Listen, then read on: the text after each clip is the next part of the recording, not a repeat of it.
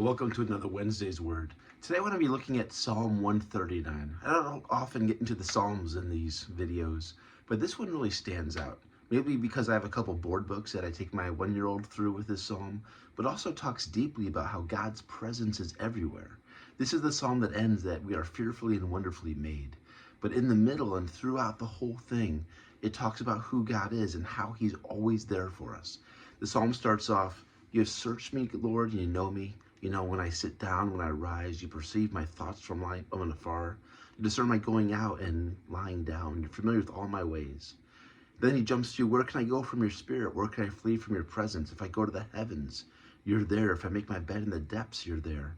If I rise to the wings of the dawn, you're there. If I settle on the far side of the sea, you're there." It's talking about the wonder of God's presence. Remember when I was a little kid hearing this, and not super little, but 8 or 9, it felt a little stalker, that God was everywhere. And I think it was based out of a fear. So maybe I heard a sermon about this, or maybe just my overactive imagination, but it was almost like trying to get away. I remember vividly a time when I was 5 or so and needed a shot. And somehow I just bolted out of the room where the doctor or the nurse was about to give me the shot, ran down the hallway of the little clinic and went right into the room where all the doctors were eating and having a break. And as a little kid, that was terrifying. It's like I ran from one right into the nest where they're all gonna grab needles and get me. And I think that's how it felt initially when I thought about this, that God was this oppressive presence. And I don't know where I got that idea from, but talking to a lot of people outside the church, that's how sometimes they feel we portray God. That we're saying, okay, there's a God out there, there's hell, there's judgment, there's sin, God's out to get you. But what I'm learning instead is that God is presenting himself through the whole Bible as this comforting presence. So I think about Thea.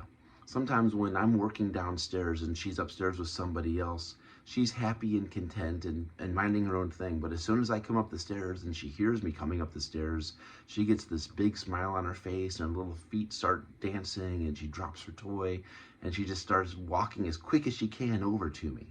My presence is a part of the center of her universe right now at the age she is. And that's how we're designed to be when it comes to God.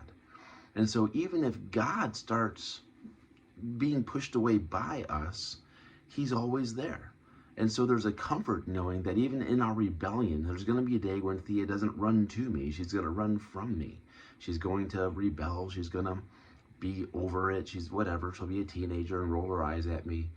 But deep down, there's going to be comfort in her heart knowing that we'll always be there, pursuing, loving, waiting.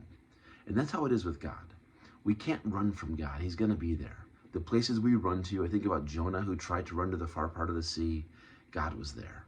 He tried to drown himself in the depths of the ocean. God was there.